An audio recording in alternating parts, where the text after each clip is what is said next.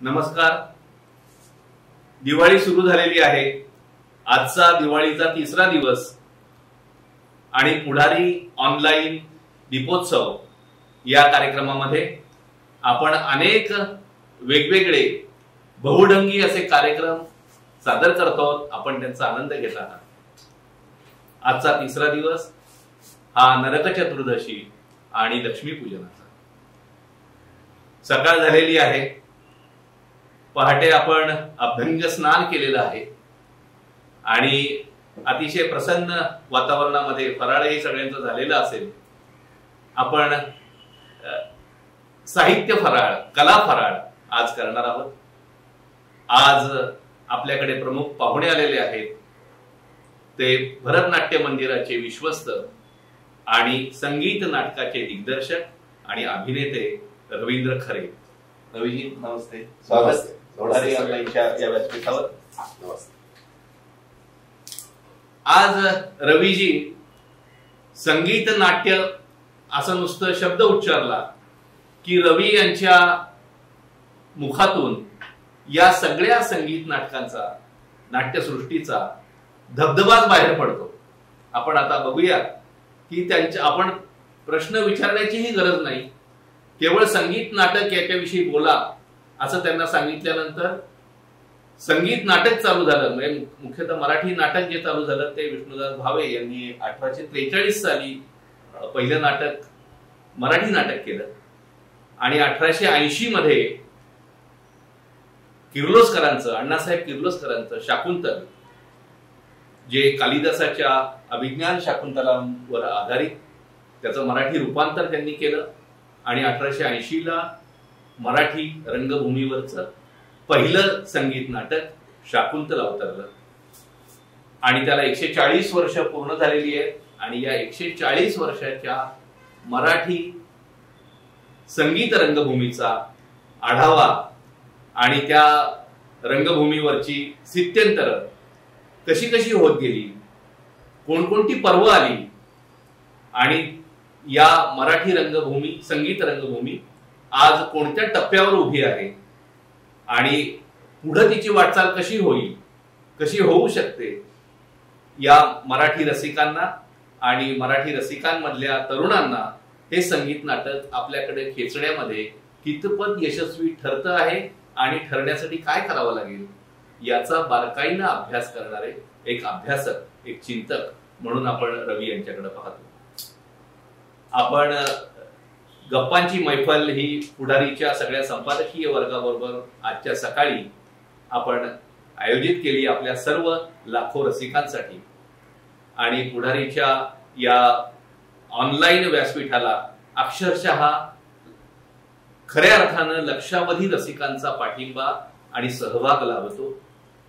80 ते 85 लाख रसिक या व्यासपीठावर ज्या पोस्ट केले जातात, जे कार्यक्रम सादर केले जातात, आतापर्यंत आमचा रेकॉर्ड 85 लाखाचा आहे आणि लवकरच 1 कोटी मराठी रसिक आमच्या या व्यासपीठावर येतील असा आम्हाला विश्वास आहे. आणि तुमच्या जोरावर, आम्ही तुमच्या सदिच्छाच्या, तुमच्या प्रेमाच्या जोरावरच या ऑनलाईन व्यासपीठाची आपण परंपरा चालवतो आहोत. रवीजी आपलं स्वागत. आपण औपचारिक प्रश्न उत्तर असा नाही, गप्पांच्या स्वरूपात आपण ही मैफल रंगवणार आहोत. सुरुवात करतो आहोत, संगीत नाटकाच्या विषयाची सुरुवात करतो आहोत. पण ती करताना मग गद्य कशाला, पद्यातूनच ती सुरुवात व्हावी. एका नांदीनं या सगळ्या मैफिलीची सुरुवात रवी आपण करावी अशी तुम्हाला विनंती करतो आणि आपण ही मैफल सुरू करूया. हरकत. पुढारीच्या सगळ्या दर्शकांना दिवाळीच्या हार्दिक शुभेच्छा. मंडळी, मी गायक नाही, पण संगीत नाटकात वावरल्याने जसं चंदनाच्या झाडाशेजारी एखादं सामान्य झाड असलं तरी त्याच्या मुळालाही सुगंध यायला लागतो, तसा तो गाण्याचा स्पर्श मला कुठेतरी थोडासा झाला. आणि ईश्वराचं स्तवन करताना, परमेश्वराचं पूजन करताना तुम्हाला गळा आहे किंवा नाही हे पाहण्याची काही गरज नाही. तुम्ही मनापासून त्याचं स्तवन केलं पाहिजे, एवढीच त्याच्या मागची इच्छा आहे.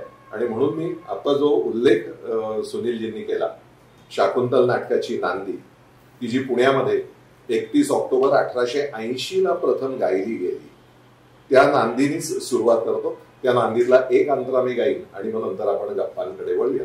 आपण सगळ्यांनीच हात जोडूया, त्या नटेश्वराला प्रार्थना करूया की जो अर्धनारी नटेश्वर आहे, जो आपल्या जीवनाचा, आपल्या आयुष्याचा अविभाज्य घटक आहे, त्याला हे आवाहन आहे.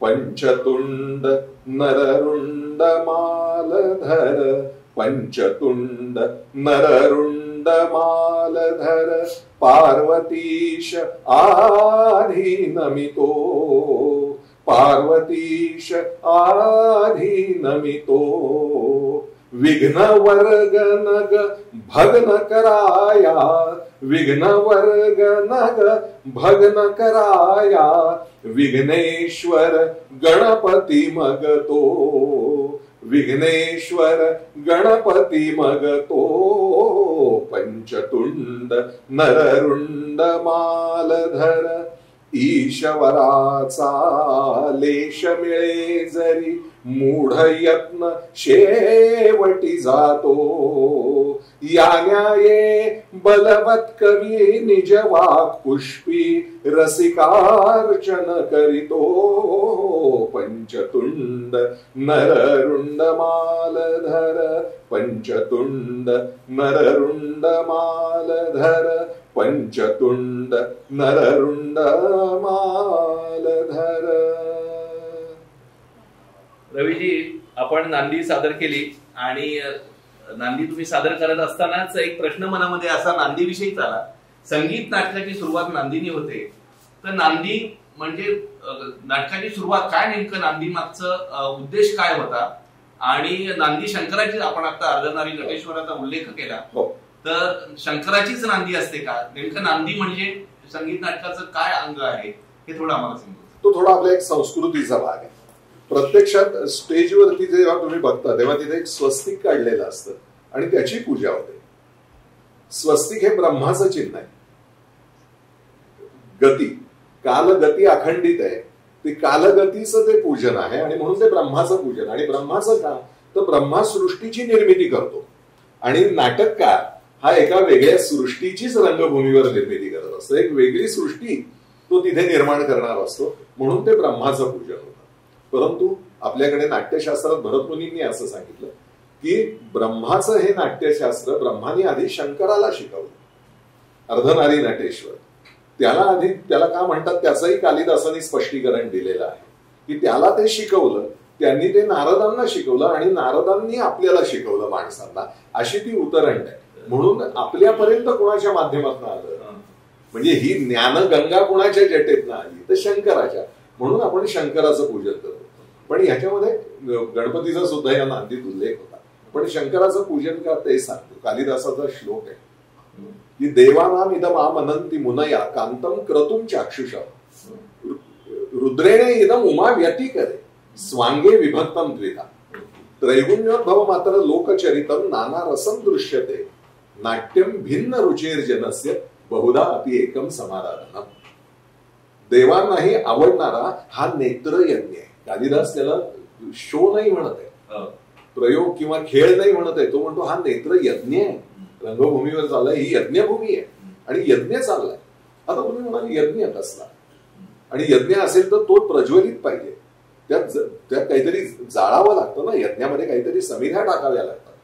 तर प्रत्येक कलाकार, म्हणजे रंगभूमीवरचा असो अथवा मागचा कुठलाही कलाकार असो, हा त्या ठिकाणी आपल्या नैसर्गिक व्यक्तिमत्वाची समिधा वाहत असतो.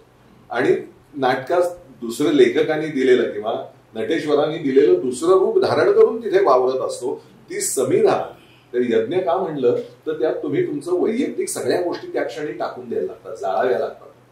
माझं तुमचं भांडण असेल, पण नाटकात आपण भयंकर घट्ट मित्र आहोत, तर व्यक्तिगत जीवनातलं भांडण कुणाही प्रेक्षकाला जाणवता कामा नये, इतके आपण मित्र झालो पाहिजे. याचा अर्थ आपण व्यक्तिगत राग लोभाचा तिथे त्याग केलेला आहे, ती समिधा झालेली आहे. म्हणून तो यज्ञ आहे आणि तो सुंदर पाहिजे. चक्षु म्हणजे डोळे, नेत्रांनी पाहत राहावा असा सौंदर्यपूर्ण तो यज्ञ पाहिजे. म्हणून त्यांनी म्हटलं की देवानाम इदम आमनंती मुनया कांतम क्रतुम चाक्षुषम, कांत सुंदर, क्रतु यज्ञ, चाक्षुषम डोळ्यांनी पाहायचा, डोळ्यांनी साजरा करायचा. नाटक हा यज्ञ आहे असं कालिदास म्हणतात.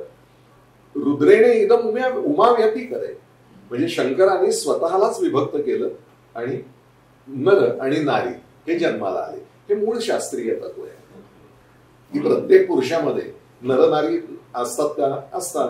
आपण शास्त्राच्या परिभाषेत बोलायचं तर आपल्या शरीरातल्या 46 गुणसूत्रातली 23 आईची आहे, 23 वडिलांची आहे. अर्धनारी नटेश्वर आहोत की नाही आपण? सगळेच जण आहोत. आपण सगळेच त्याचंच रूप आहोत. म्हणून तर स्वांगे विभक्त द्विधा, ते विभक्त करून त्याचं दर्शन घडवतं. त्या भावना, पुरुष भावना आणि स्त्री भावना या विभक्त करून त्याचं दर्शन तिथे घडतं. त्रैगुण्योद्भव मात्र लोकचरित, सत्व रज तम या 3 गुणांनी जग भरलेलं आहे. पुढे एकनाथ महाराजांनी हे किती पुढे पोचते संस्कृती. एकनाथ महाराज म्हणतात पळस जंभीर करदळी दाटा, सत्व रज तम यांनी हे जग भरलेलं आहे. आणि त्यांच्या एकमेकातल्या नातेसंबंधांमुळे नाना प्रकारचे भाव निर्माण झाले, भावना निर्माण झाल्या, रस निर्माण झाले. आणि हे सगळे रस नाट्यम भिन्न रुचिर्गतस्य, भिन्न भिन्न प्रकृतीची, भिन्न भिन्न वयाची, भिन्न भिन्न स्वभावाची माणसं एकत्र बसून काय अनुभवू शकतात, काय आनंद घेऊ शकतात, तर तो बहुधा नाटक हे एकमेव माध्यम आहे. आणि म्हणून ती पूजा ही त्या ठिकाणी आपण अर्थ सांगितला. ब्रह्माची आणि शंकराची नांदी तर झालेली आहे संगीत नाटकाची. आणि संगीत नाटक समजून घेताना, तो प्रवास समजून घेताना आपण सुरुवात मगाशी जो उल्लेख झाला शाकुंतलाचा, तर किर्लोस्करांचं शाकुंतल आणि किर्लोस्करांनी पहिलं जे नाटक केलं शाकुंतला विषयी थोडं सांगा की शाकुंतल नाटक आणि त्याचा रसिकांवर कसा प्रभाव किंवा रसिकांनी त्याचं स्वागत कसं केलं, शाकुंतला विषयीची थोडी वैशिष्ट्य आणि नंतर किर्लोस्करांच्या एकंदर नाट्यशैलीविषयी थोडं आपण सांगा. किर्लोस्कर हे मुळामधले सांगली कर्नाटक त्या भागामधले, त्या पट्ट्यामधले, म्हणजे कोल्हापूर सांगली कर्नाटक या भागातलेच पहिले सगळे लेखक आहेत. ही गमतीची गोष्ट आहे. किर्लोस्कर असो, देवल असो, खाडीलकर असो, पहिले गाजलेले 3 लेखक हे त्या पट्ट्यामधले. हे गमतीची गोष्ट. किर्लोस्कर हे अत्यंत म्हणजे नाटकाची त्यांना आवडच होती मुळामध्ये. आणि म्हणून ते लहानपणापासून काव्य करायचे, कथा कीर्तनकारांना आख्यानं लिहून द्यायचे. शाकुंतल हे त्यांचं पहिलं संगीत नाटक, म्हणजे त्याच्या आधी त्यांनी 2 गद्य नाटकं पण लिहिलेली होती. हे लक्षात घेतलं पाहिजे की 2 गद्य नाटकं त्यांनी लिहिली आहेत. आणि बेळगावला असताना त्यांनी संस्कृत शाकुंतलचाही प्रयोग केलेला आहे. कर्नाटकामध्ये नाटक सादर करण्याची शैली आणि ह्याच्यामध्ये आपल्या महाराष्ट्र नाही, गुजराती, पारशी, गुजराती म्हणण्यापेक्षा पारशी रंगभूमीवरची नाटक सादर करण्याची पद्धती ही त्यांना त्यावेळच्या विष्णुदास भावे यांच्या छाप बसलेल्या पद्धतीपेक्षा खूप वेगळी आणि आकर्षक वाटली. आणि म्हणून ती काढली. आता त्याआधी समजून घेतलं पाहिजे की विष्णुदास भावेंची पद्धत काय होती. तर स्क्रिप्ट लिखित नसायचं, नाटक लिखित नसायचं, कारण त्यांच्याकडे काम करणारे हे फारसे सुशिक्षित नसायचे. त्या काळामध्ये नाटक ही कला ही सभ्य सुशिक्षित माणसांनी अनुकरण करायची कला नव्हती. त्याला हलकट कला असं म्हटलं जायचं. हलकट म्हणजे आज आपण हलकट अर्थ म्हणजे हलकट शब्द ज्या अर्थाने वापरतो तशी नाही, हलक्या डोक्याच्या लोकांची कला, म्हणून ती हलकट कला. ज्यांना इतर बुद्धी नाही, आपण हलकट शब्द फारच वेगळ्या अर्थाने वापरतो, तर तसं नाहीये.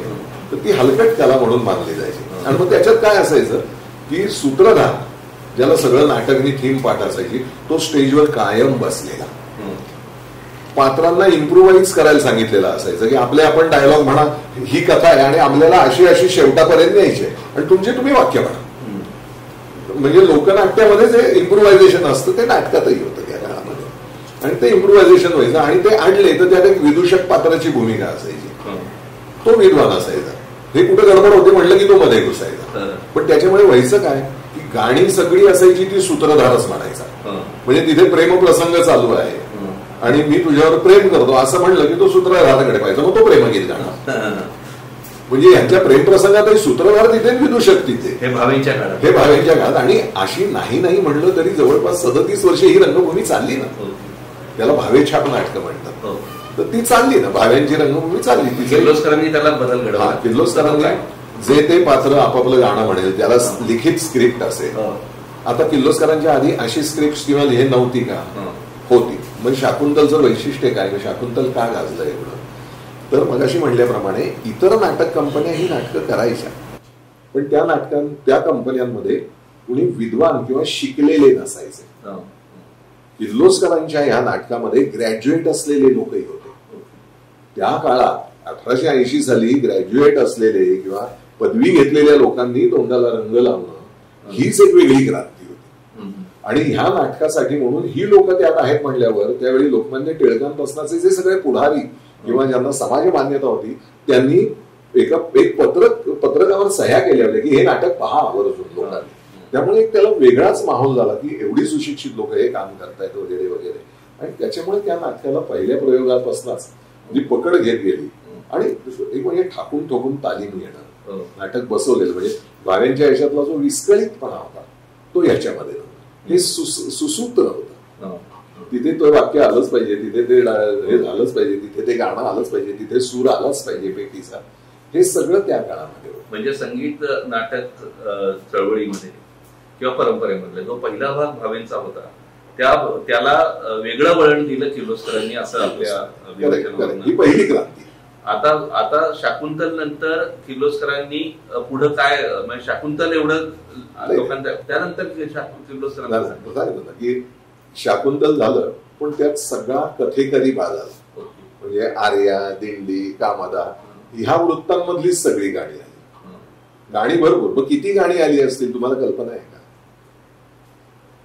180 पेक्षा जास्त गाणी होती शाकुंतल ओरिजिनल जे म्हणलं गेलं. त्याचे रात्री प्रयोग सुरू झाल्यानंतर पहाटेपर्यंत 4 अंक झाले होते त्याचे. तेवढ्यात 180 गाणी त्याच्यामध्ये झाली. लोक म्हणायला लागले की हे कीर्तनच चालल्यासारखं वाटतंय कारण सगळेच कीर्तनातल्याच चाली आणि कीर्तनातलंच वृत्त, मग नाटकातलं वेगळं काय. म्हणून पुढचंच नाटक सौभद्र आलं.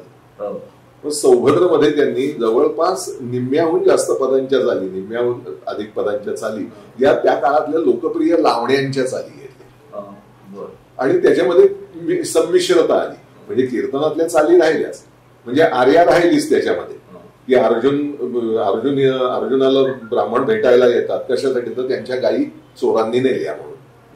मग ती आर्या आली. आर्या वृत्त आलं. चोरांनी निज धेनु चोरिल्या धावा धावायसे शब्द करीत ते ब्राह्मण आले माझ्या दारा सरीसे आश्वासुनी त्यांना झालो तयार रिपुदमना. ही आर्या आली. हे आर्या सगळ्या म्हणजे जे शाकुंतल मध्ये आर्याची भरताळ होती ती ह्याच्यामध्ये मर्यादितपणा आला. आणि मग लावणीच्या चाली त्याच्यामध्ये आल्या. म्हणजे आता सगळ्यांना एक खात्रीने माहीत असते लावणी की वद जाऊ कुणाला शरण हे अत्यंत लोकप्रिय गाणं आहे आणि त्याला लावणीची चाल. ती लावणी अशी होती मूळची. दुल्लडी गळाग पासुलडी चोळीवर खडी चमके ऐना कोण्या सावकाराची मैना नेसली पितांबर जरी जरी गजर तारी लाल साडी चालताना पदर झाडी नेसली. ही मूळ लावणी या चालीवर हुकूम त्यांनी घेतलेलं. आणि पूर्वीच्या काळी गंमत म्हणजे ते तसंच गायलं जायचं.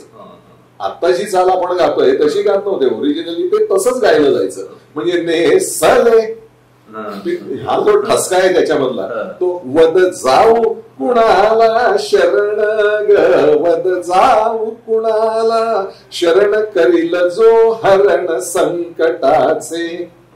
हा लावणीतला ठसका तोच राहिला. आणि नंतर मग काय म्हणायला लागले लोक म्हणायला लागले अहो हे ठीक आहे पण ती कृष्णाची बहीण आहे हो सुभद्रा ही ती लावण्या घालते असंच वाटतं म्हणे. त्या चालीला काहीतरी जरा रूप द्या वेगळं रूप द्या. मग ती आत्ताची आपल्याला प्रसिद्ध चाल आहे ती त्याच काळामध्ये म्हणजे बाळगोबा नाटेकर आणि मोरबा वाघोलीकर हे खंदे गाणारे त्यांनी ती बदलली.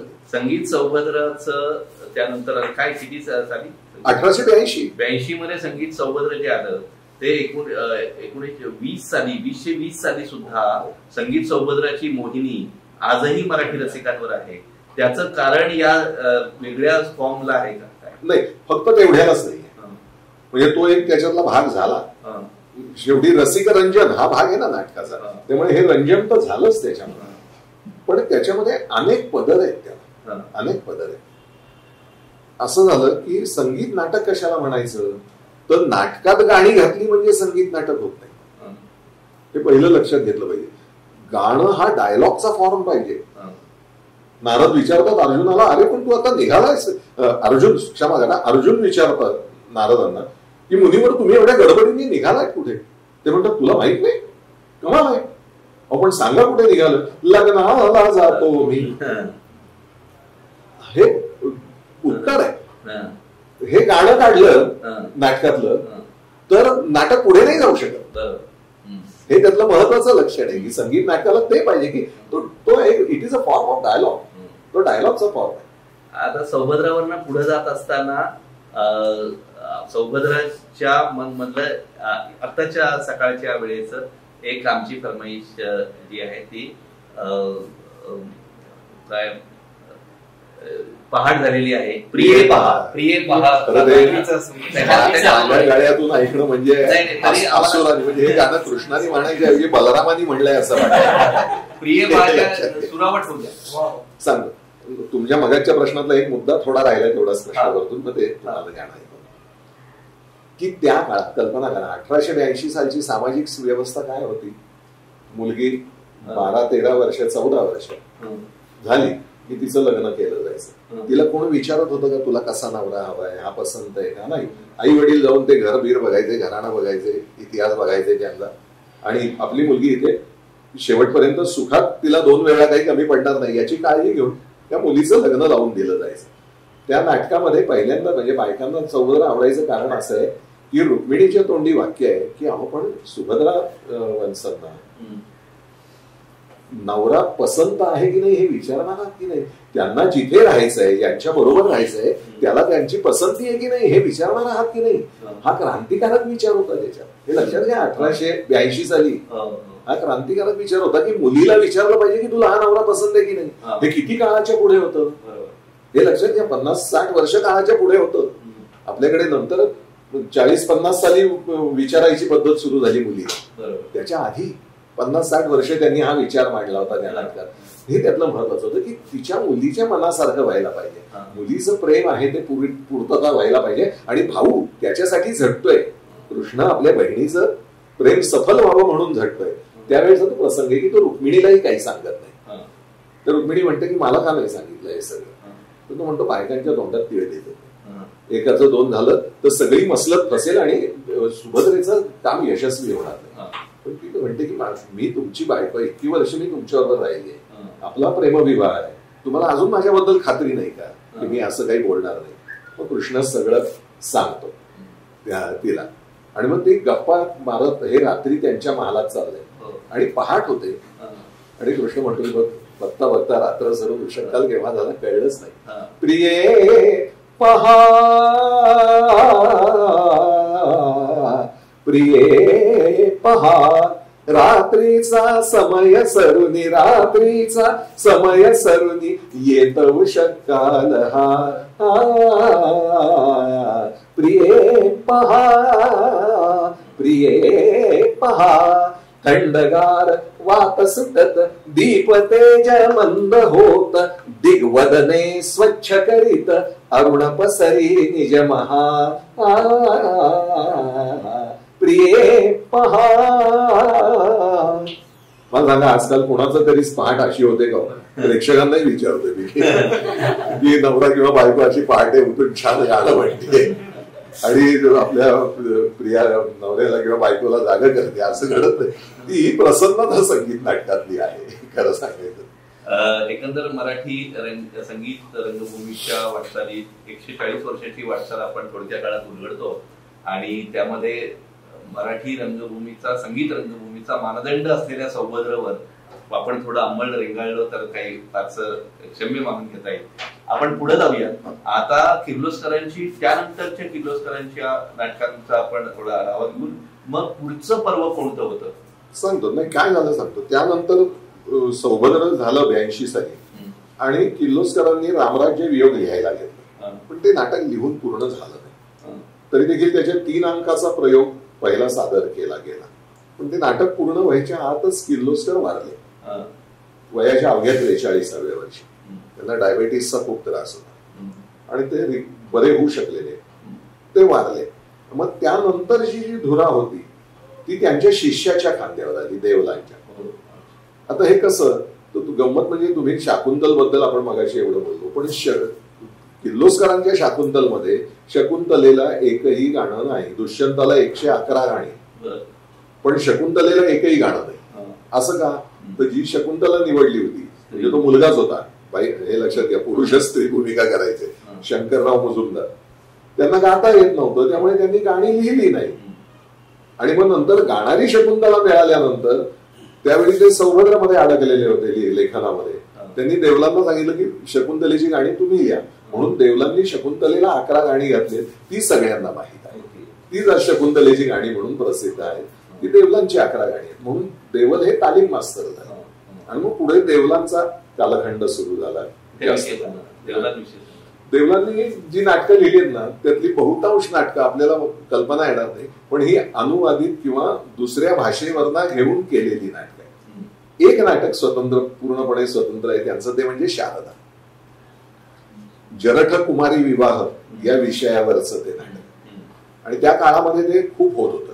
म्हणजे श्रीमंत एखादा म्हातारा, त्याची बायको मेली की त्याच्याकडे पैसे पुष्कळ असायचे, आणि गरीब लोकही खूप असायचे की ज्यांना खूप मुली आहेत. या मुलींचं लग्न कुठे लावणार ते? मग अशी एखादी सुंदर मुलगी ह्या म्हातारा म्हणून मागणी घालायचा, आणि त्या बापाला म्हणायचा मी तुला उलटा हुंडा देतो, पण माझं लग्न लावून दे. मी तुला पैसे देतो हुंडा म्हणून, पण ही मुलगी मला दे. आणि मग त्या मुलीची इच्छा असो वा नसो, तो बाप म्हणायचा एकतर चांगल्या घरात जाते ना, पुढे ती आणि तिचं नशीब, हा नवरा कधी मेला तरी ती मालकीण म्हणून राहील. आणि तो बाप पैसेही घ्यायचा, म्हणजे त्याच्याही दारिद्र्य जायचं. म्हणजे 2 फायदे त्याच्यामध्ये. पण त्या मुलीचा कोणी विचार करत नव्हतं. मुलगी ही कमॉडिटी म्हणून वापरली जायची, एक वस्तू, विनिमयाची वस्तू असल्यासारखं वापरलं जायचं. आणि तो शारदाचा विषय होता. आणि म्हणून शारदा खूप लोकप्रिय झालं त्या काळात सुद्धा. आणि त्याचे आजही प्रयोग होतात. फक्त आज एक होतं की त्या काळाचं मुलीचं दुःख आज कुठल्या मुलीला नाहीये. त्यामुळे आजच्या काळात ती त्या म्हाताऱ्याची एक वृत्तीचा विनोद एन्जॉय करण्यासाठी ते नाटक राहिलं, तिच्या दुःखाचं नाटक ते राहिलं नाही. 100 वर्षाच्या काळात बदल काय झाला, तर मुली सगळ्याच सक्षम झाल्या, स्वतःच्या पायावर उभा राहायला लागल्या, स्वतःचे निर्णय घ्यायला लागलेले आहेत. त्यामुळे त्या शारदेचं दुःख आता कोणाला जाणवत नाही. शारदेमध्ये तुम्ही स्वतः नंतर आपण त्या काळाकडे येणार आहोत नंतर, पण तुम्ही वेगवेगळ्या भूमिका केल्यात का एकच भूमिका? नाही, एकच. भद्रेश्वरांची आणि श्रीमंताची भूमिका राम साठे करतात, डॉक्टर राम साठे. इव्हन मी यांच्या बरोबरही गेले, भालचंद्र पेंढारकर श्रीमंत आणि मी दीक्षित असंही केलेलं आहे, असंही प्रयोग केलेले आहेत. तर भद्रेश्वरांचा जरी हे संगीत नाटकाविषयी असलं तरी आपण भद्रेश्वरांचे एक छोटासा संवाद. भद्रेश्वरात मोठे डायलॉग नाही, पण माणसाची वृत्ती कशी असते ते सांगणारा एक डायलॉग सांगा. तो भद्रेश्वर हा एजंट आहे त्या काळातला. म्हणजे श्रीमंतांना तरण्या मुली लग्न लावून पुरवणारा एजंट आहे भद्रेश्वर दीक्षित. आणि तो या भुजंगनाथाला, म्हणजे देवलांनी नावं पण अशी ठेवली की भुजंगनाथ, जो गिळतो, अशीच नावं ठेवलीत पात्रांची. भुजंगनाथ, त्या भुजंगनाथाला तो एक म्हणतो की मी तुम्हाला मुलगी मिळवून देतो, मला किती पैसे देता सांगा. त्या मुलीच्या बापाला द्यायचे वेगळे, मला किती देणार ते सांगा. तो म्हणतो तुम्ही म्हणाल ते चला, पण मला काही गेल्या पाहिजेच. बायको, त्याचं वय असतं 74-75 म्हाताऱ्याचं, आणि त्याला बायको पाहिजेच असते. तर तो कबूल करतो आणि म्हातारा जातो. भद्रेश्वर म्हणतो की हे एवढं कार्य एकदा हातून पार पडलं ना की जन्माची ददात फिटली. काही म्हणता आयुष्यात पुन्हा काही करायला नको, आता या धंद्यात पाप आहे असं हे 4 शिकले सवरलेले लोक म्हणतात. पण त्याचं काय एवढं विशेष आहे? आमच्या या संगमनाथाच्या दर्शनाचा महिमाच असा विलक्षण आहे की पाप शिल्लकच राहत नाही. लिहिलेलं आहे, प्रातःकाले शिवम दृष्ट्वा निशी पापम विनश्यती, आजन्मकृत माध्यान्ने सायान्ने सप्तजन्मनाम शंकर शंकर शंकर. आमच्या शंकराचं महत्व असं आहे की त्याचं जर सकाळी दर्शन घेतलं तर रात्रीची पापं नाहीशी होतात, दुपारी दर्शन घेतलं तर मागच्या 7 जन्माची पापं नाहीशी होतात, आणि संध्याकाळी दर्शन घेतलं तर आजन्म कधी करा नाहीच पाप तुमचं. किती म्हणजे माणूस किती स्वार्थी असू शकतो हे त्याच्यात देवलांनी बरोबर दाखवलेलं आहे. देवलांच्या पुढचा टप्प्यावर. हा, मग देवलांनी नंतर त्यातला महत्वाचा टप्पा असा की या कालखंडामध्ये इतर कवी किंवा लेखक नव्हते का? तर होते, इतर कवी होते, लेखक होते, त्यांची नाटकं होत होती. पण ह्या नाटकांना जी चिरंजीविता मिळाली, ह्या लेखकांच्या नाटकांना, ती इतरांच्या नाटकांना मिळाली.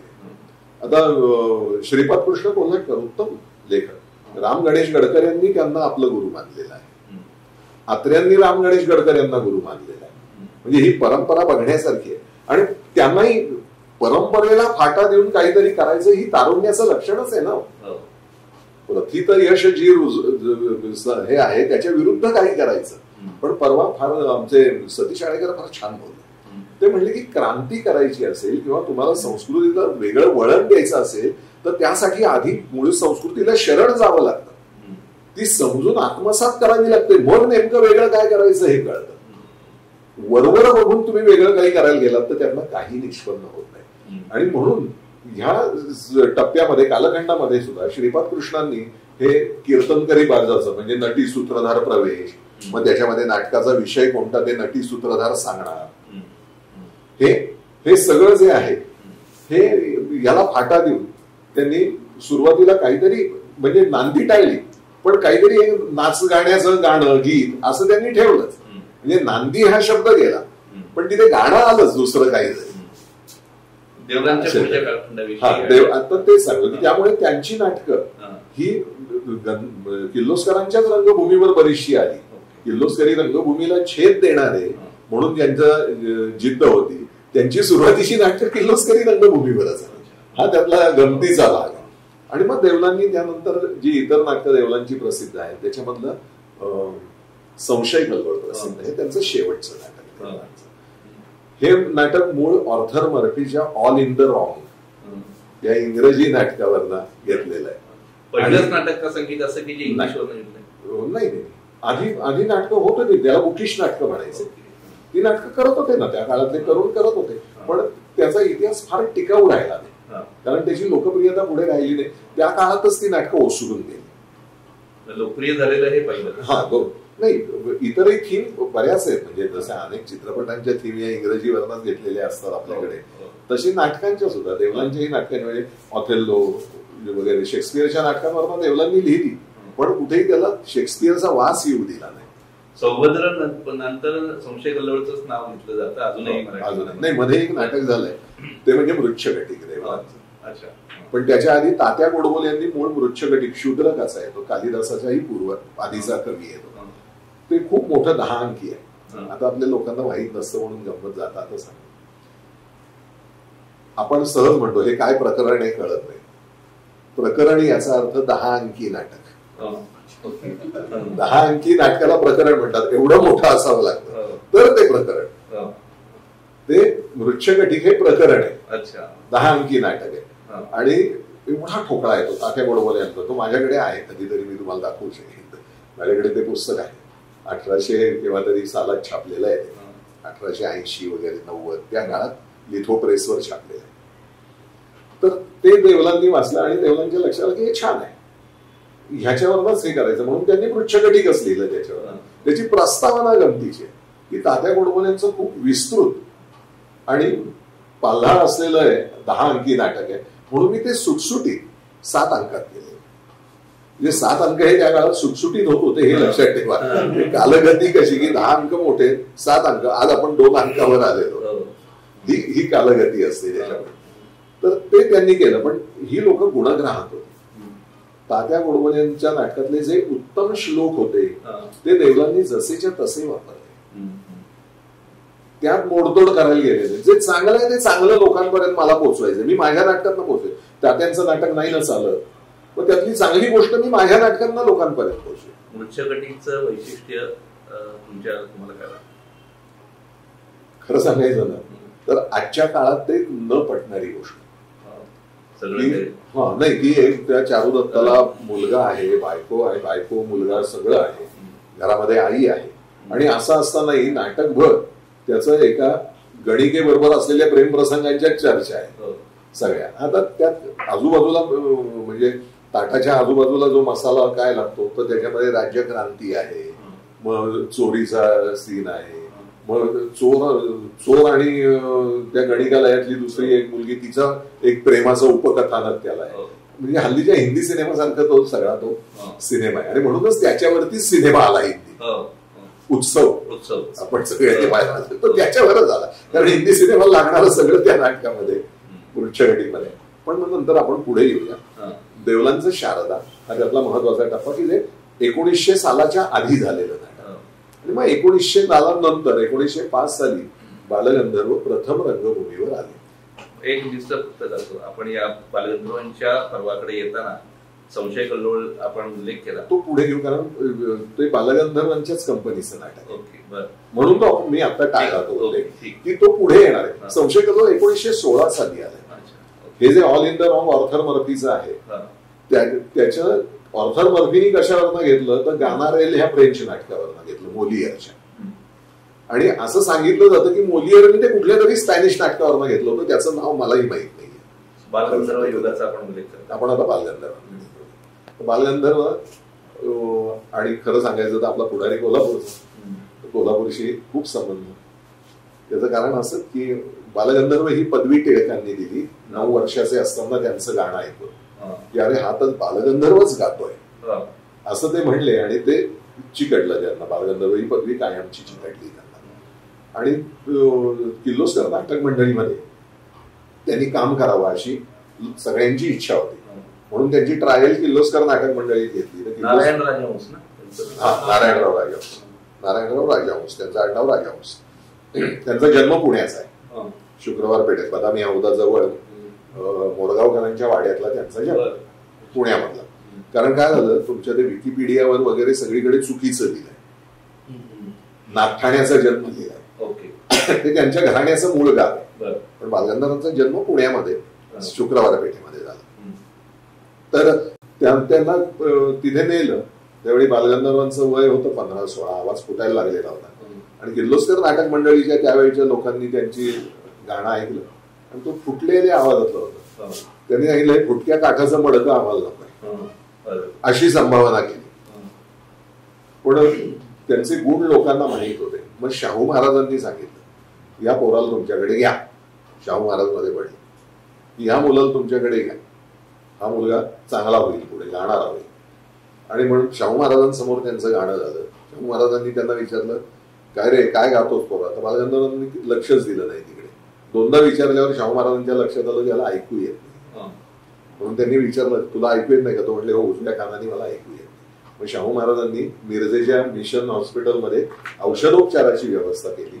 आणि मग गुरुद्वादशीच्या दिवशी 1905 साली देवलांनी त्यांचा एक छोटा प्रवेश बसवून त्याची ट्रायल सगळ्या लोकांसमोर झाली. आणि बालगंधर्व किर्लोस्कर वासी झाले. अशी ती बालगंधर्वांची एंट्रीची कथा आहे त्याच्यामधली रंगभूमीवरच्या. बालगंधर्वांना लोकप्रियता मिळेपर्यंत त्यांचा म्हणजे 5 ते 10 सालापर्यंत ते इतर जुनी नाटकच करत होते. मूकनायक वगैरे ही नाटकं त्यावेळी त्यांनी केलेली आहे. पण बालगंधर्व नंतर देखणे त्यांचं गाणं फुलायला लागलं. आवाज एकदा वय पुढे गेल्यानंतर अतिशय माधुर्य, पूर्ण आकारातली तान, आकारी तान ज्याला म्हणतात, पूर्ण आकारातली एक उदाहरण ती तान शक्य नाही. तुम्ही बालगंधर्वांची एखादी रेकॉर्ड लावा तानाची म्हणजे तुम्हाला लक्षात येईल की कोणताही स्वर हा आ मध्येच येतो. हल्ली काय करतात बालगंधर्वांसारखे अनुकरण नक्कल करतात पण ती अशी तान येते.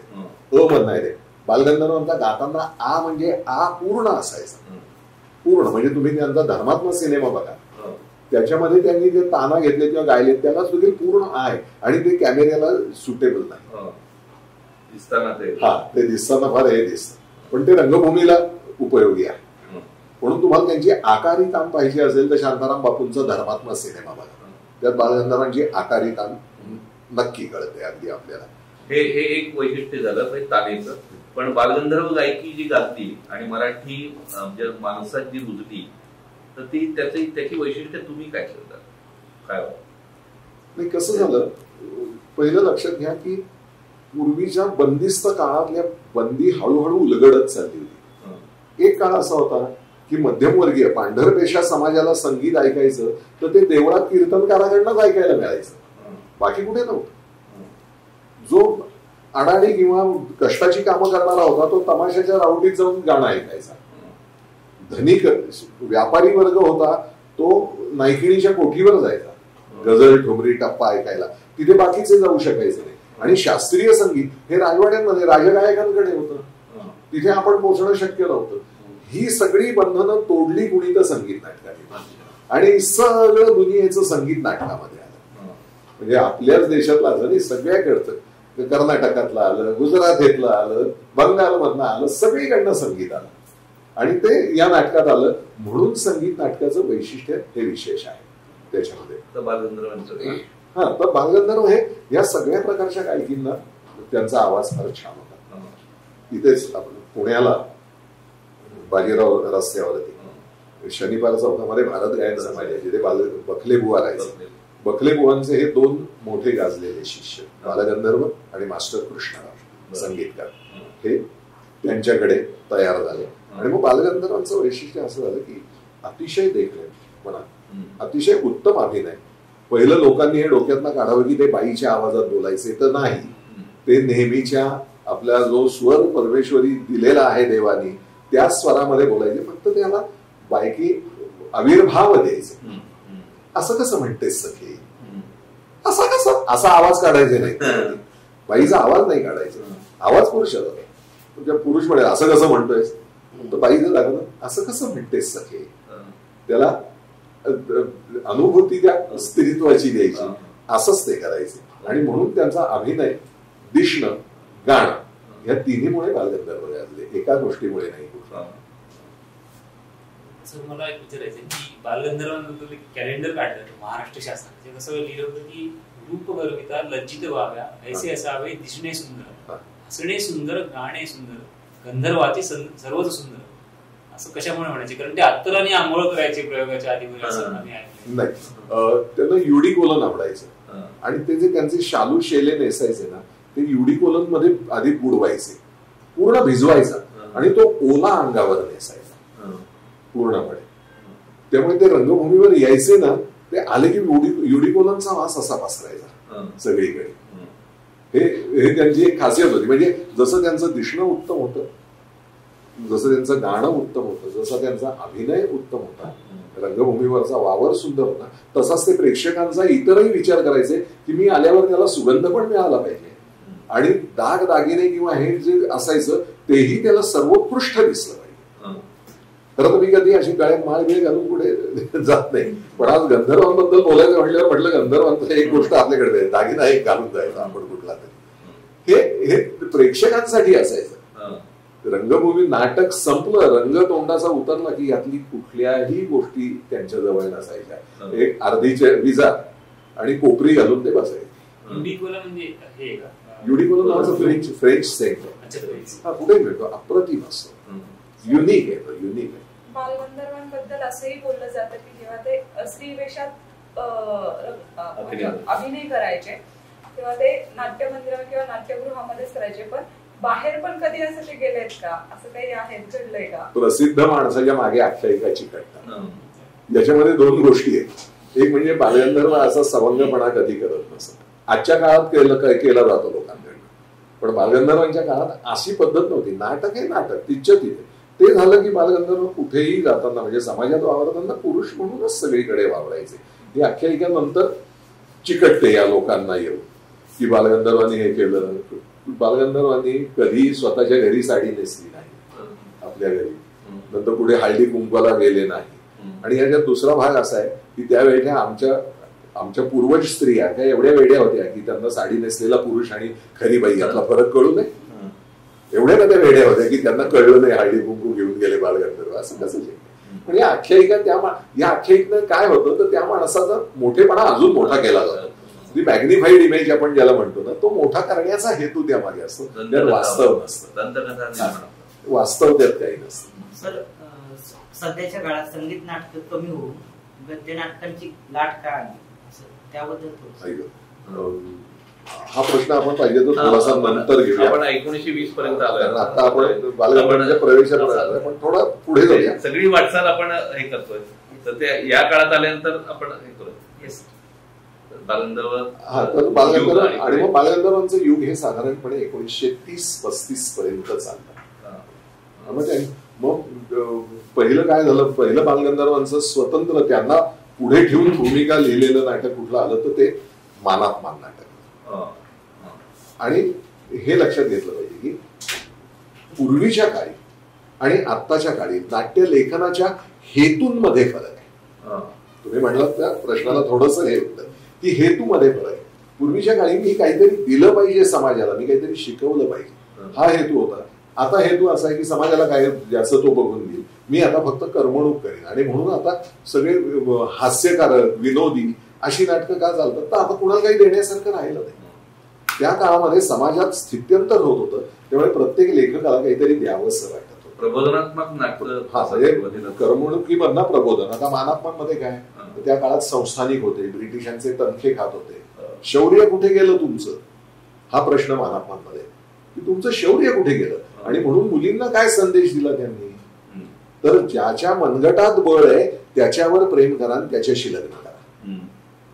तो श्रीमंत आहे, किलोभर दागिने घालतोय म्हणून त्याच्यावरती प्रेम करू नका, लग्न हे करू नका. म्हणून तो विनोदी त्यातला पॅरेडी दाखवलाय लक्ष्मीधर. आणि धैर्यधर जो धाडसी आहे तो हे दाखवलेला आहे.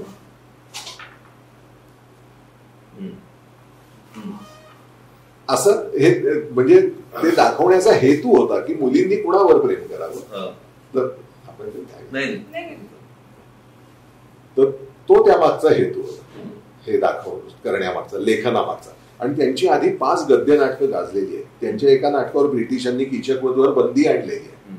आणि त्यानंतर कृष्णाजी प्रभाकर खाडीलकरांनी पंचशरे गद्यवरे 5 गद्य नाटकांना हे झाल्यानंतर मला संगीत नाटक या कलेनी मला वरलं आणि मी ते लिहिलं, अशी त्यांनी सुरुवात केली. आणि मग त्यांची ती नांदी आहे ती प्रत्यक्षात ते कवी नव्हते, पण त्यांनी आधी गद्य नाटक पूर्ण लिहिलं मानापमान. ते आवडलं किर्लोस्कर मंडळीला. मग असं ठरलं की दुसऱ्या कोणाकडनं तरी गाणी करून घ्यायची. ते म्हणले दुसऱ्या कोणाकडनं का, माझ्या नाटकात मीच लिहिली. ते म्हणले पण तुम्ही कवी कुठे आहात. ते म्हणले मी 2 गाणी लिहून देतो, ट्रायल घ्या, आणि तुम्हाला पसंत पडली तर ठेवा, नाही तर मग नंतर नको. आणि म्हणून मग 2 गाणी त्यांना लिहायला सांगितली. आणि पहिलंच गाणं ते घेऊन गेले की जे गाणं आजही सगळीकडे गायलं जातं, की ज्यांनी पहिलंच संगीत नाटकातलं गाणं लिहिलं, नांदी लिहिली, नमन नटवरा विस्मयकारा.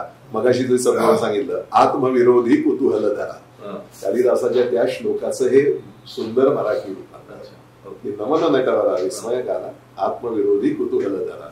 ही नांदी त्यांनी लिहिली. आणि ती एवढी दर्जेदार नांदी बघितल्यावर म्हटले आता सगळी गाणी तुम्हीच लिहा. आणि मग त्यांनी गाणी लिहिली, पण ती चिजेभर हुकूम लिहिली. मानापमान अशा दृष्टीने महत्वाचं, कारण संगीतकार हे संगीत नाटकाला पद पहिल्यांदा मानापमान मध्ये आहे, त्याच्या आधी संगीतकार नाही.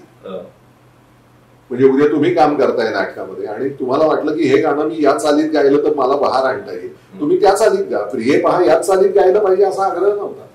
तुम्ही तुमच्या चालीत गा आणि रसिक रंजन करा, हा त्या मागचा भाग. इथे संगीतकाराला ही याची चाल असेल, हे असेल, हे असेल, हे फिक्स व्हायला लागलं. आणि म्हणून पहिला संगीतकार म्हणून गोविंदराव टेंबे यांचं नाव आहे. मानापमानचे संगीतकार गोविंदराव टेंबे यांचं नाव पहिला संगीतकार संगीत नाटकातला म्हणून घेतलं जातं, कारण त्यावेळी चौकट पक्की झाली. आणि मग त्यांनी काही चिजा सांगितल्या आणि त्या चिजावर हुकूम शब्द लिहिले, त्यामुळे त्याचे अर्थ कळेनात लोकांना. आणि म्हणून त्यामुळे कारण काय झालं, मूळ चिजा हिंदी असायच्या, हिंदीमध्ये योग्य जागी ती चीज तोडलेली असायची, पण त्याचं मराठी भाषांतर करताना, रूपांतर करताना मराठीमध्ये योग्य जागी तोडायची जागाच बदलायची ना, ती तालाशी विसंगत व्हायची. आणि त्यामुळे मग कुठेही जोडलं जायचं. उदाहरण तुम्हाला देतो हवा असेल तर, यांचं गाणं आहे बघा, दीनानाथांचं किंवा नंतर आशाबाईंनी गायलेलं, रमणी मन हंसा साहस सरसी रमणी, शूरतोची विजयतोची ते शुभयश मजा आले, युवती म्हणा, युवती म्हणा दारुण रण रुचिर प्रेमसे झाले, युवती म्हणा दारुण रण रुचिर प्रेमसे, केले रण भजना संसारी असे अमरणी, रमणी मन हंसा नर. आता हंसा नरला थांबल्यामुळे अर्थच बदलला. स्वल्पविराम लेखकांनी हंसाला दिलेला आहे, म्हणजे ते उच्चार हंसाला थांबलं पाहिजे. रमणी मन हंसा नर साहस सरसी रमवी शूरतोची विजयतोची ते शुभ यश मज आले युवती मना दारुण रण रुचिर प्रेमसे. हा त्यातला भाग झाला की ते कुठेही तोडलं जायला लागलं. गाणं विचित्र जाईल. युवतीच्या मनरूपी हंसाला जो खरा नर आहे तो साहसरूपी सरोवरात रमवतो. ही रमणी रणांगणावर माझ्या बरोबर रमली ते शुभ यश ते यश मज आले. म्हणून या माझ्या प्रेमामुळे युवतीला रणांगण सुद्धा उद्यानासारखं प्रेमळ म्हणजे उद्यानासारखं रमणीय वाटायला लागलं. असं ते त्याच्यातल्या गमती. हे त्यांचं पहिलं नाटक. आणि मग त्यानंतर हळूहळू खाडिलकरांचीच पुढे नाटकं आली. मेनका आलं. दुसरं नाटक विद्याहरण. कोणकोणते विषय वापरले ते बघण्यासारखं आहे. विद्याहरण हा ब्रेन ड्रेनचा विषय आहे, आजचा विषय आहे. आणि शेवटच्या 4 ओळीमध्ये त्यांनी तो स्पष्ट केलाय की ज्याप्रमाणे कच हा देवगुरूचा मुलगा तो राक्षस गुरुकडे राहून संजीवनी विद्या प्राप्त करतो, पण तिथल्या प्रेमात पडलेल्या मुलीला नाकारतो आणि तो स्वदेशात येतो आणि स्वतःच्या देशाच्या हितासाठी वापरतो ती विद्या. ते आजच्या तरुणांनी केलं पाहिजे म्हणून विद्याहरण नाटक. आता कालखंड पुढे सरकत जातो. बालगंधर्व पुढे त्यानंतर बालगंधर्वांचं गाजलं जास्त ते संशय कल्लोळ. तुम्ही मगाशी म्हणलात ते देवलांना बालगंधर्व म्हणले की आम्हाला एक नवीन नाटक. ते म्हणले माझं वय झालं, नवीन नाटक लिहायची ताकद नाही, पण या तसबिरीचा घोटाळा मध्ये मी गाणी लिहून देतो. त्यांनी गाणी लिहून दिली आणि त्याचं नाम बदललं. तसबिरीचा घोटाळ्याच्या जागी संशय कल्लोळ असं झालं. आता नाटककारांची एका बाजूने आपण पर्व बघतोय आणि बालगंधर्वांचं पर्व हे समांतर चाललेलं आहे. आणि मग पुढच्या काळामध्ये पुढच्या टप्प्यामध्ये कसं काय ते सांगा. बालगंधर्व पुढे वयही व्हायला लागलं. बालगंधर्व 1888 सालचा जन्म, 30 सालापर्यंत 40-42 आलेली होती आणि शेवटी ते तारुण्य किंवा ते रूप ओसरायला लागतं. त्यामुळे ते रूप ओसरायला लागलं. त्याच वेळी खऱ्या स्त्रिया म्हणजे प्रत्यक्ष स्त्रिया रंगभूमीवर काम करायला लागल्या. हिराबाई बडोदेकर आल्या, ज्योत्स्नाबाई भोळे आल्या.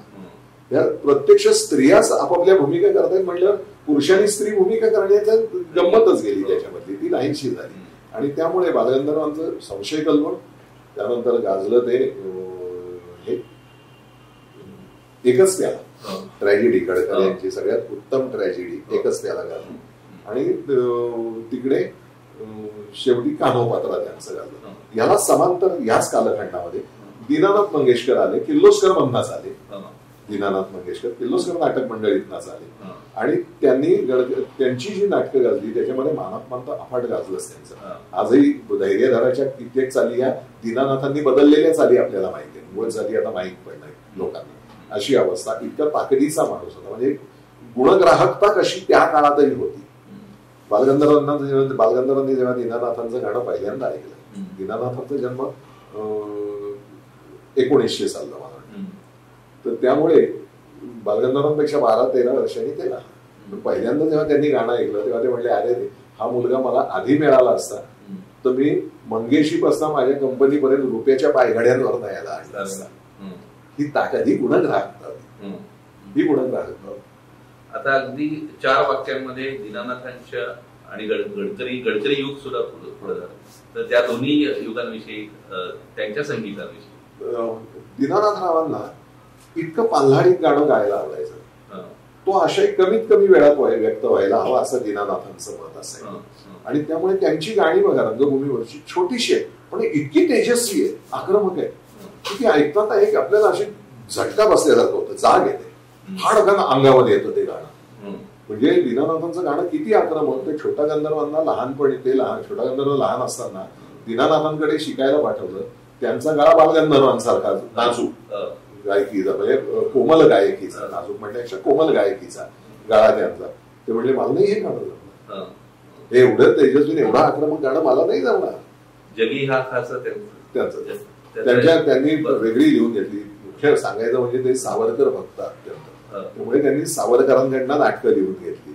संन्यस्त खडग नाटक लिहून घेतलं, ते उत्तम केलं. नंतर वीर वामनराव जोशींकडनं त्यांनी घेतलं, ते त्यातलं हे रणदुंदुभी नाटकातलं हे पद आहे, जगी हा खास वेड्यांचा पसारा माजला सारा गमे या भ्रांत संसारी ध्रुवाचा तेज हा तारा, कुणाला वेड कनकाचे कुणाला कामिनी जाचे, कुणाची नजर धर्माच्या निशेने धुंदली भारी, जगी हा खास वेड्यांचा पसारा माजला सारा.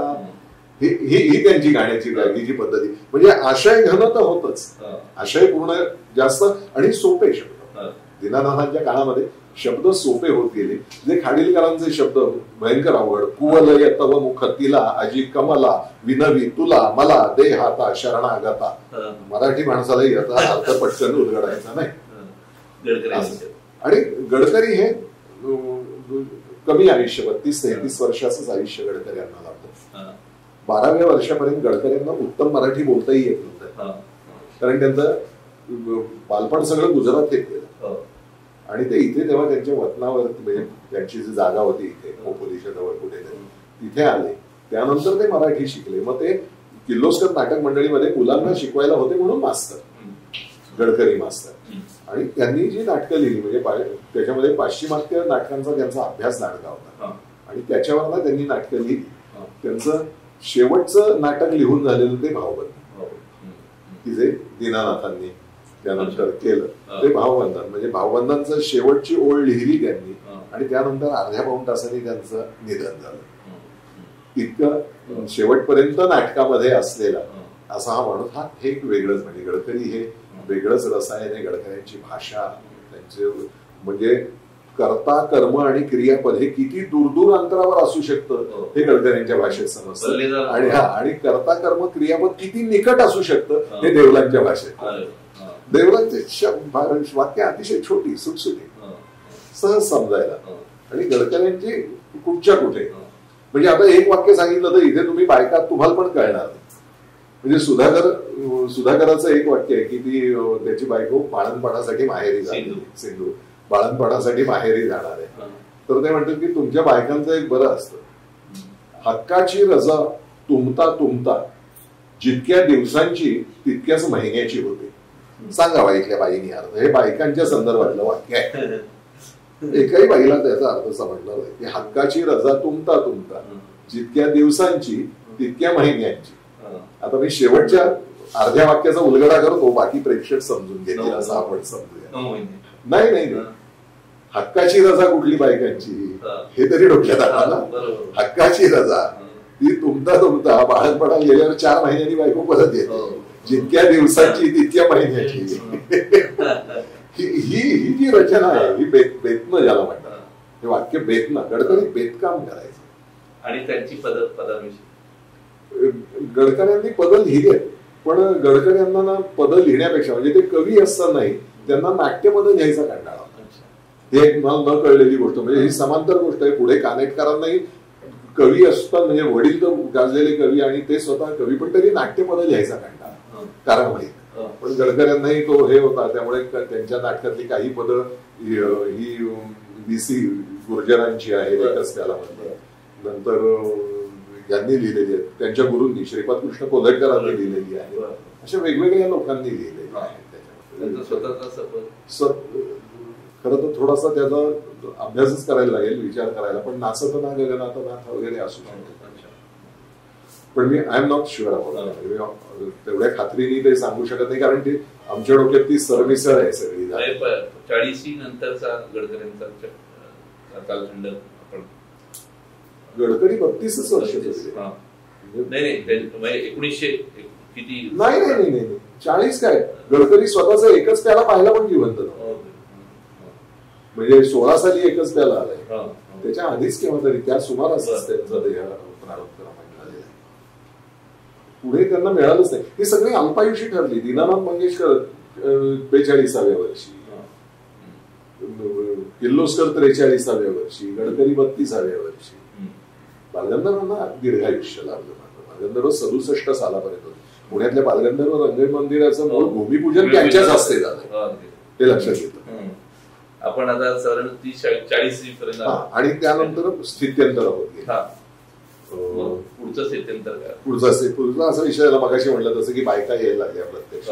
त्याचं कारण सिनेमा. 31 साली सिनेमा बोलायला लागला. त्याच्या आधी मूकपट होते. त्या मूकपटाला फक्त म्युझिशियन पुढे पिठात बसलेले असायचे. म्हणजे तो चित्रपटात मारामारीचा प्रसंग आला की तो तबलेला करायचा. म्हणजे लोकांना संगीत नाही ना, कारण रेकॉर्डिंगच नाही, तर ते संगीत लाईव्ह आणि चित्रपट पडद्यावरती दिसत आणि संगीत लाईव्ह. आपल्याला आश्चर्य वाटेल की प्रसिद्ध दिग्दर्शक राजा परांजपे हे ऑर्गन वाजवायचे आणि ते चित्रपटाचं मागणं संगीत यायचं या मूकपटांना आणि त्यातनं पुढे मध्ये चित्रपटातले अतिशय मोठं नाव झालं. या चित्रपटाचा परिणाम झाला नाटकांवर.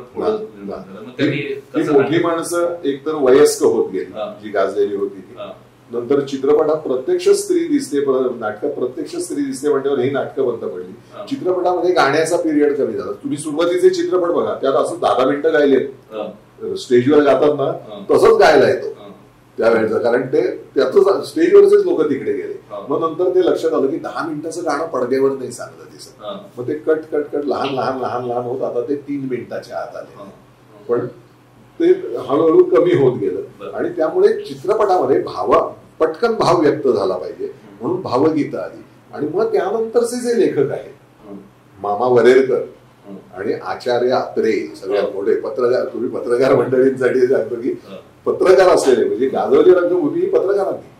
अण्णासाहेब किर्लोस्कर, आपलं अण्णासाहेब नाही, कृष्णाजी प्रभाकर खाडीलकर पत्रकार, केसरीचे तुमच्या संपादक काही काळ राहिलेले. आचार्य आत्रे संपादक पत्रकार, विद्याधर गोखले नाट्यलेखक संपादक पत्रकार. हे पत्रकारांना नाट्य पटकन समजतं समाजातलं. एक म्हणजे गोखलेंची लेखनशैली अफाट, अण्णा म्हणायचो आम्ही, अण्णांची लेखनशैली विलक्षण, विनोदाची एक शैली वेगळी होती. गोखलेनंतर अभिषेक बुवा एकच काल. फक्त मला एक हे वाटतं नियतीचं की अण्णांच्या एकाही नाटकाला अभिषेकी बुवांनी कसं संगीत दिलेलं नाहीये ह्याचं मला आश्चर्य. आता अभिषेकी बुवांचा आपण संगीतकार म्हणून अभिषेकी बुवा हा एक वेगळा माणूस, वेगळा विचार. पण त्यांनी म्हणजे जे मी सुरुवातीला म्हणलं की संस्कृतीच्या आधी शरण जायचं आणि मग वेगळं निर्माण करायचं, हे अभिषेकी बुवांच्या बाबतीत तंतोतंत जीवनात आढळतं. की त्यांनी मूळची संगीत नाटकाची पूर्वपीठिका पूर्ण अभ्यासली, त्याच्यामध्ये पूर्ण बुडले ते आणि नंतर बाहेर येऊन त्या रस्त्याला धक्का न लावता वेगळा रस्ता तयार त्याच्यामध्ये. ती वेगळी पठडी किंवा वेगळा रस्ता काय पहिल्या नाटकापासून म्हणजे आता उदाहरण द्यायचं झालं ना तर पहिल्या नाटकामध्ये त्यांचं गाणं जे गाजलं अभिषेकी बुवांचं नाट्य संगीत ते देवा घरचे नाही, आता कुणाला यमन बनलं की देवा घरचे ज्ञात कुणाला. आता हे कुठनं आलंय? अभिषेकी बुवांनी भास्कर बुवांनाच वर्णन केलंय, नाथ हा माझा मो. ही जी मोवरची सम आहे ना, जी पूर्वी कधी कुणी दिली नाही, ती यमन मधल्या तीव्र मध्यमावर बुवांनी सम ठेवली आणि त्यामुळे त्या रागाचं चित्रच एक वेगळंच दर्शन, वेगळ्या अँगलनी तो राग लोकांनी बघितला. देवा घरचे ज्ञात कुणाला, समेची जागा ही बदलणं याच्यामध्ये प्रकांड बुद्धिमत्ता लागते. ती स्वीकारली जाईल का नाही समाजाकडनं हे पण कळावं लागतं. ती स्वीकारली गेली समाजाकडनं हे लक्षात घेतलं पाहिजे की लोकांना एक पुन्हा एक धक्का बसला, अरे हा यमन आहे, त्यानंतर नाथा माझ्यासारखीच वाटते. पण होळीचा शेवट वेगळ्याच ठिकाणी कुठेतरी उंचीवरती जातो. हे अभिषेकी बुवांचं वैशिष्ट्य. मत्स्यगंधा, कट्यार काळजात दुसरी, ययाती देवयानी, ही सगळी बुवांची जवळजवळ 17-18 नाटकं आहेत. कधीतरी कुठेतरी, नंतर तियात्राचं आधार घेऊन केलेलं संगीत, त्यांचं लेकुरे उदंड झाली, पाश्चिमात्य संगीताच्या अंगाने केलेलं, रेकॉर्डेड म्युझिक वरती करायचं, हे असे वेगवेगळे प्रयोग त्यांनी केले. जितेंद्र अभिषेकींच्या या सगळ्या नाटकांमध्ये आता चित्रपटांनी गाजलेलं कट्यार काळजात दुसरी, हे या तरुणांच्या सगळ्या, आपण एक पुढच्या कालखंडात जाण्यापूर्वी आणि आत्ताच्या कालखंडाविषयी काही शेवटचे प्रश्न विचारण्यापूर्वी कट्यार काळजात दुसरीतलं काही सुरावटी आम्हाला. आता गंमत सांगू का, वसंतरावांनी कट्यार काळजात दुसरीचं फार सुंदर विश्लेषण केलंय लेखनाचं. ते म्हणतात कट्यार काळजात दुसरी हे संगीत नाटकच नाहीये. वसंतराव देशपांडे खासाहेबाचं काम करायचे, त्यांच्या गाण्यावरती ते नाटक अफाट चाललं, म्हणजे गायना शैलीवरती त्यांच्या आणि अभिनयावरती. तर ते म्हणायचं की हे संगीत नाटक आहे. याचं कारण की पहिल्यांदा सांगितलं, संगीत नाटकामध्ये नाटक हे गाण्यातनं पुढे गेलं पाहिजे, डायलॉग फॉर्म मध्ये आला पाहिजे. यात ते नाहीच आहे.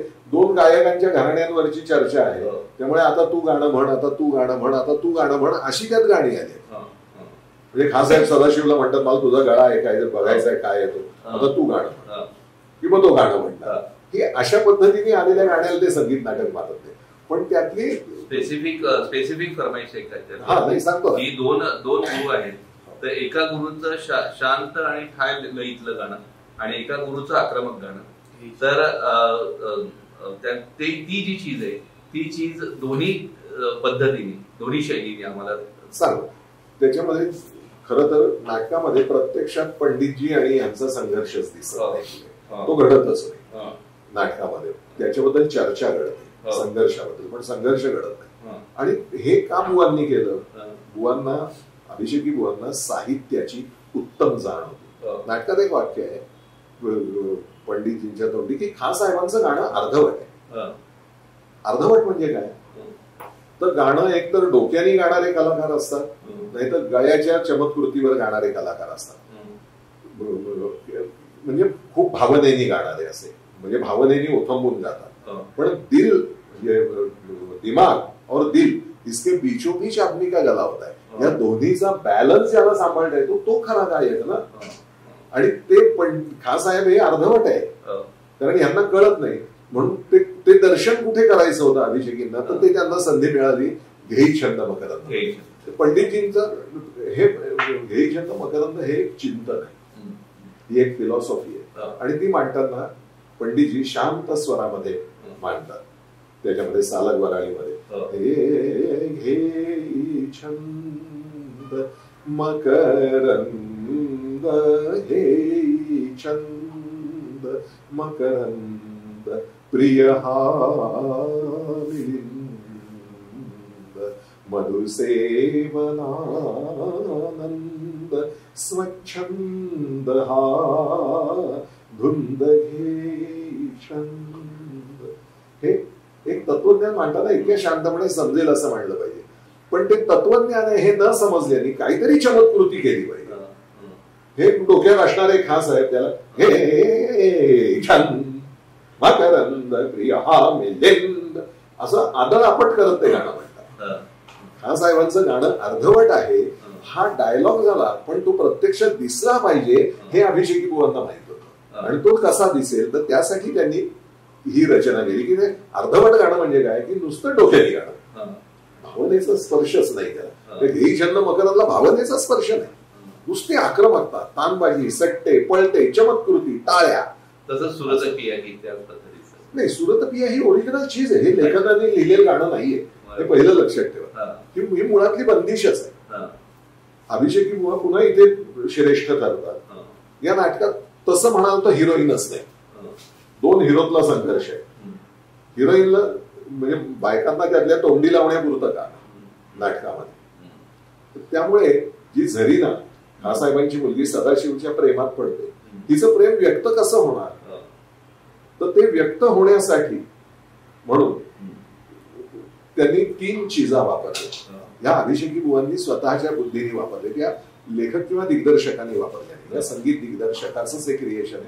ती पहिल्यांदा जेव्हा ती बघते आणि तिला त्याच्या मनात काहीतरी भावना निर्माण होते, तेव्हा चीज वापरली बुवांनी. कवन देश कवन नगरिया में जाय बसे पिया मोरा, की हा माझा प्रियकर आहे का.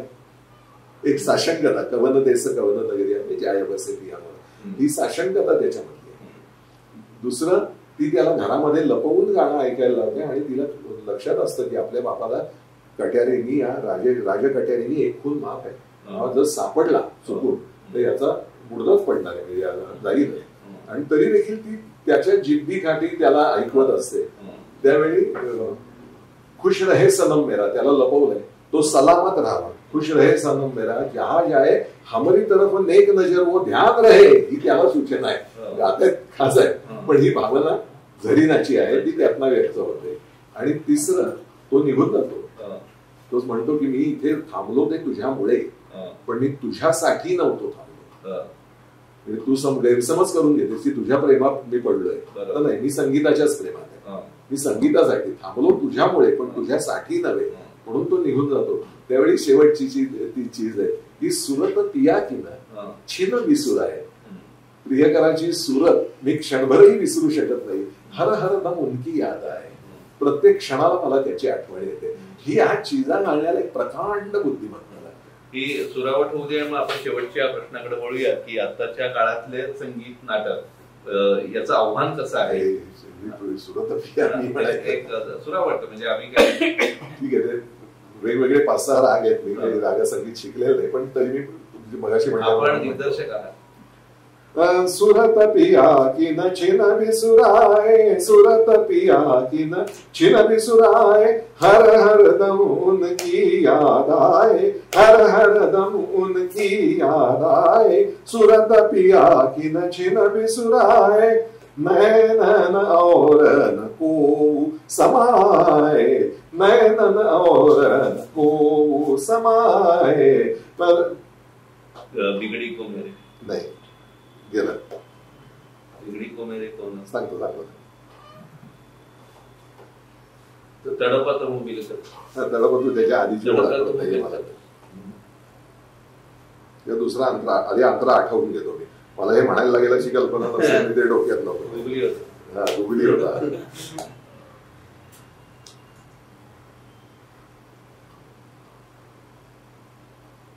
अखी हा विनोद अखी नैनन और न को समाए, नैनन और न को समाए. तरपत हूँ बिलखत रैन निभाए, तरपत हूँ बिलखत रैन निभाए. अखियां निर असुवन झर लाए, अखियां निर असुवन झर लाए. सुरत पिया की न छिन बिसुराए, सुरत पिया की न, सुरत पिया की न, सुरत पिया की न छिन बिसुराए. त्या काळच्या बऱ्याच रचना या त्रितालात बांधल्या असल्या कारणाने त्याला संगीताचा पण जास्त सपोर्ट होता असं म्हणता येईल. होतं त्रितालामध्ये जास्तीत जास्त चिजा बांधायचं कारण तो सोपा चाललेला गायकांना. शेवटचा प्रश्न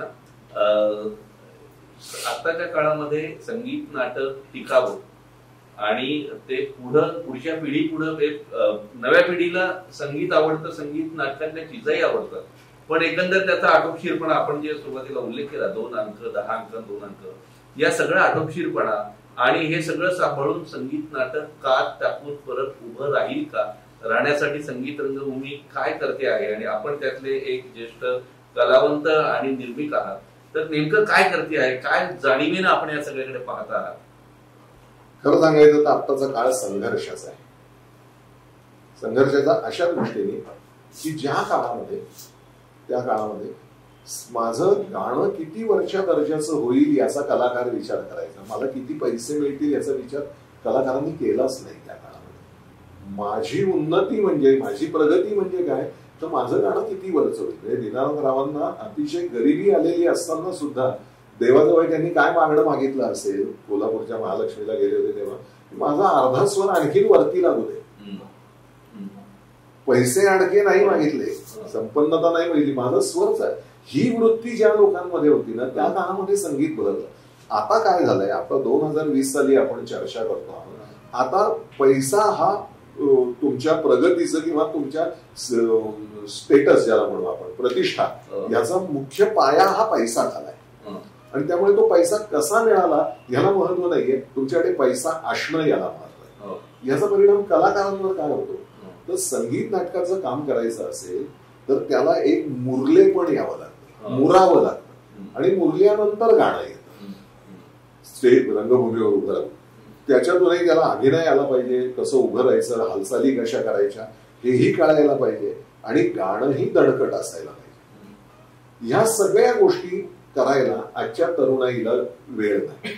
जरा चांगला गाणारा चांगला प्रेझेंटेशन असलेला एखादा मुलगा किंवा मुलगी असेल तर भावगीतांच्या किंवा इतर दूरदर्शन माध्यमांवरती त्यांना संधी मिळते आणि तिथे पैसाही चांगला मिळतो. त्यामुळे नैसर्गिकरित्या त्यांचं आकर्षण ते असतं आणि संगीत शिकणं आपलं किंवा संगीत नाटक शिकणं हे जवळजवळ मागे पडत जातं. हा कालखंड संघर्षाचा आहे. आता माध्यम आहे, पैसा आहे, त्या काळामध्ये नाटक हे एकच माध्यम होतं. म्हणजे रेकॉर्डिंग ध्वनिमुद्रण तंत्र आलं होतं. 8 साली ध्वनिमुद्रिका यायला लागल्या होत्या, पण ध्वनिमुद्रिका 3 मिनिटाच्या असायच्या. बालगंधर्वांची 200 गाणी 3 मिनिटात आहे. आपल्या लोकांना माहितही नसेल की एवढ्या ध्वनिमुद्रिका आहेत. कोल्हापूरचे गाजलेले गायक केशवराव भोसले, संगीत सूर्य अशी ज्यांना उपाधी आहे, त्यांनी सुद्धा 3 मिनिटाच्या रेकॉर्ड नाईलाजाने दिलेले आहेत. त्यांना आवडायचं नाही, पण तरी त्यांनी दिलेले आहेत त्या काळामध्ये. मग या काळामध्ये आपण एक रंगकर्मी म्हणून याचं जाणीवपूर्वक प्रयत्न काय करता? आम्ही काय करतो, हल्ली अनेकांना शिकवतो. जे टिकतात ते पुढे जातात. आता माझ्याकडे म्हणजे गेली आता 30 वर्ष तरी मी शिकवतो आहे, नाटक बसवतो आहे, दिग्दर्शित करतो. तर ह्याच्यामध्ये मला नाही म्हणता एक 15-20 चांगले कलाकार मिळालेले आहेत, जे काम चांगलं करतायत रंगभूमीवर. पण आज मला मी ह्यांना मागे टाकून पुढे जाईल अशी जिद्द असणारा 18-20 वर्षाचा तरुण माझ्याकडे मिळत नाही. खरं सांगायचं झालं तर आता संगीत नाटकाचं पुरण मोकळं पडलंय. किती चरायचं तेवढं चरा, मोकळं आहे. केशराचं शेत मोकळं आहे. किर्लोस्करांचा शब्द आहे, केशराचं शेत आहे, मोकळं आहे. आता कुणीही यावं त्याच्यामध्ये, पण यायला तयार नाहीत लोक. मी अनेकांना माझ्याकडे येतात, माझ्याकडे अनेक तरुण मुलं मुली येतात, कारण मी भावगीत कार्यक्रमांना निवेदनही करतो ना सगळ्या प्रकारचं, की आम्हाला कुठेतरी अमक्याशी ओळख करून द्या, तिथे जायचंय मला, टीव्हीवरती तुमची अमक्या प्रोड्युसरशी ओळख आहे त्याच्याशी ओळख करून द्या, मला तिथे जायचंय. ज्याला त्याला झटकन उजेडात यायचंय, झटपट. आणि त्यामुळे हे कोणी टिकत नाहीये.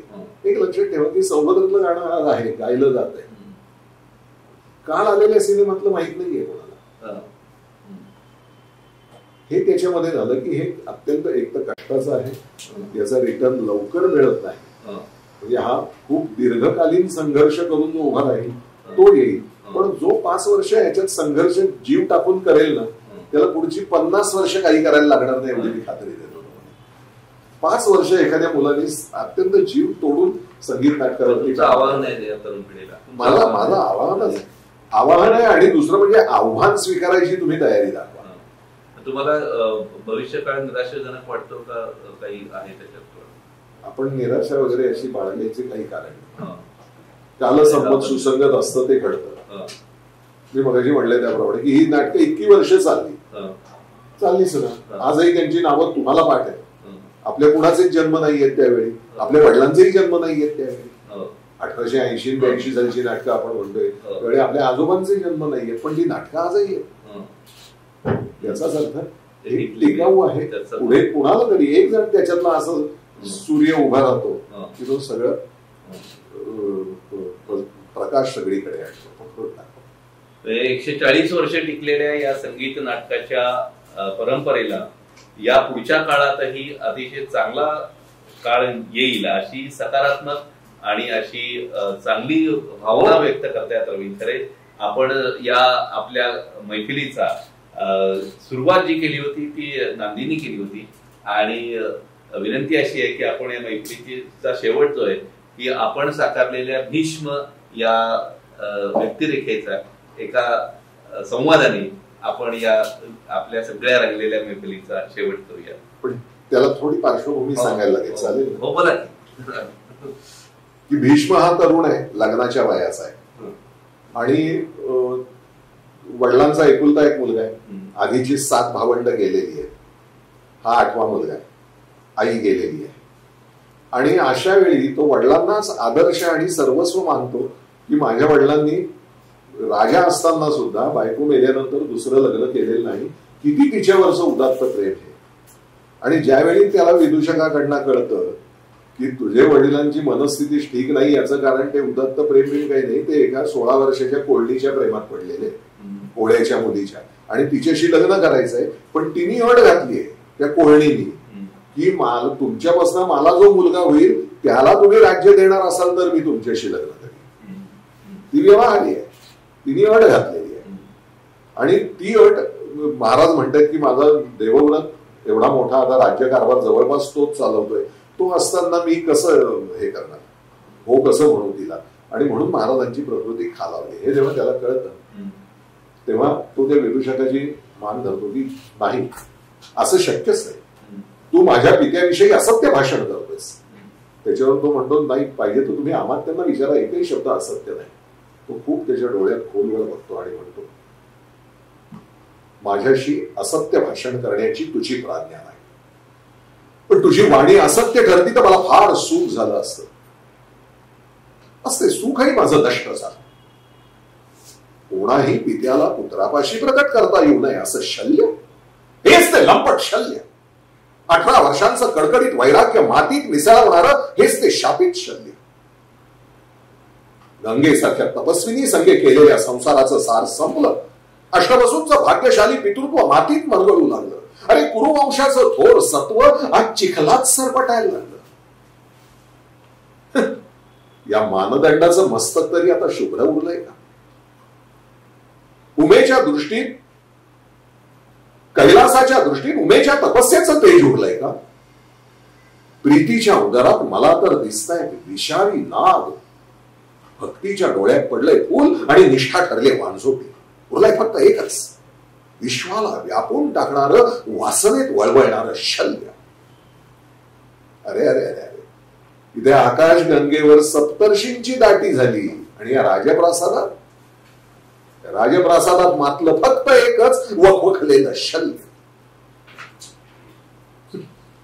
मस्तकी रुपेरी ध्वजा फडकली तरी या हिरव्या चार मनाला समजूत नाही, समाधान नाही, तृप्ती नाही.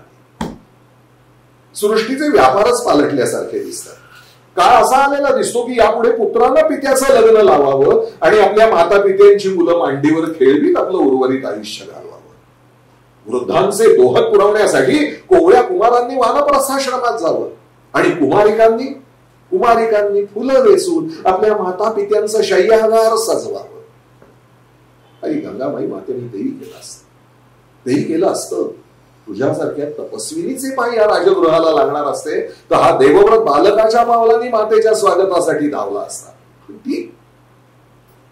ती धीवर कन्या माझी माता. नाही माते नाही, सांग. नाही माते नाही, सांग. मी कोणतं दिव्य आश्रम म्हणजे भोग भोगून भकाळीला गेलेल्या या उपाशी पोटाची भूक भागेल. सांग, मी कोणत्या बलिदानाला सिद्ध होऊ म्हणजे यांच्या तृष्णेला तृप्ती लाभेल. शल्य शल्य शल्य. अरे अरे अरे, सम्राट शंतनू एका धीवर कन्येच्या पायाशी. तर मग खचित दैत्यांच्या दरबारात स्वर्गस्थ देवकन्या सुद्धा वारयोषिता म्हणूनच विकल्या गेल्या असल्या पाहिजे. ते आकाश कोसळलं आणि सागरात बुडालं तर मातीवर राग धरण्यात काय अर्थ आहे? जेव्हा वृद्धांचा कायाकल्प होतो तेव्हा तरुणांनाच त्यांचं वार्धक्य पत्करावं लागतं.